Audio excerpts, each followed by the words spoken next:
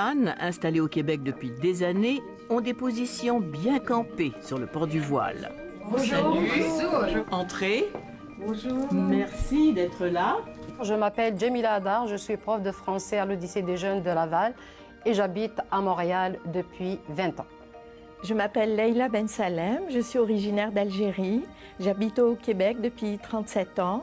Actuellement, je fais de la suppléance dans une école secondaire à Montréal.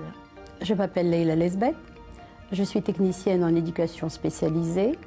Je suis originaire d'Algérie et j'habite le Québec depuis 18 ans. Vous êtes musulmane, vous êtes dans le milieu de l'enseignement, mais vous ne portez pas le voile. Pourquoi ? Parce que ça ne fait pas partie de mes convictions.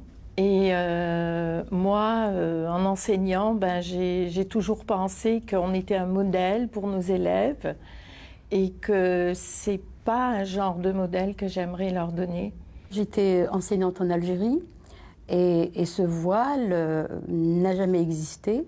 Donc il n'a jamais fait partie ni de notre culture et encore moins de notre religion. On allait à l'école, à l'université, on était sans voile. Donc le voile est arrivé avec la révolution iranienne en 1979. Donc ça me fait un petit peu sourire de cette identité qui naît avec un mouvement politique. Ce voile, qu'est-ce qu'il représente exactement ? Le voile, pour moi, et pour les femmes qui veulent s'affranchir, pour les femmes libres et les féministes, c'est le drapeau de l'Internationale des frères musulmans. C'est une idéologie islamiste, c'est du fascisme. Pour moi, c'est vraiment le porte-étendard des islamistes parce que c'est étroitement associé aux islamistes. Tous les endroits où ils sont arrivés, toutes les régions qu'ils ont colonisées en essayant de s'installer, c'était la première exigence envers les femmes. Comment vous réagissez à justement cette phrase-là, le voile, c'est notre identité, on ne l'enlèvera pas? C'est pas le voile qui va vous donner une identité. C'est ce que vous êtes, c'est ce que vous désirez transmettre à vos élèves. C'est ça qui est important. Est-ce qu'il faut arriver avec cette loi-là ici au Québec? Je trouve qu'il est très important. Quand je suis à l'école, les enfants n'ont pas à savoir quelles sont mes croyances religieuses, quelles sont mes croyances politiques, quelles sont mes croyances spirituelles. Absolument pas. Est-ce que ce projet de loi 21 va assez loin pour vous? Est-ce que c'est vraiment la bonne chose à faire adopter? En fait, pour moi, c'est un projet extrêmement important parce que je pense que c'est l'aboutissement, enfin, de la révolution tranquille des années 60. Je dirais qu'il ne va pas assez loin.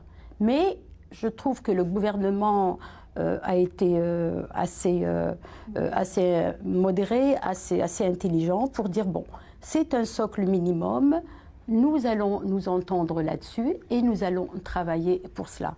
Moi, je trouve que son projet doit être plus loin que ça, parce qu'il a mis de côté les écoles privées.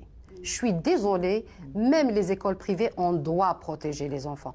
Pas seulement par rapport au voile, mais par rapport à comment on gère les écoles religieuses.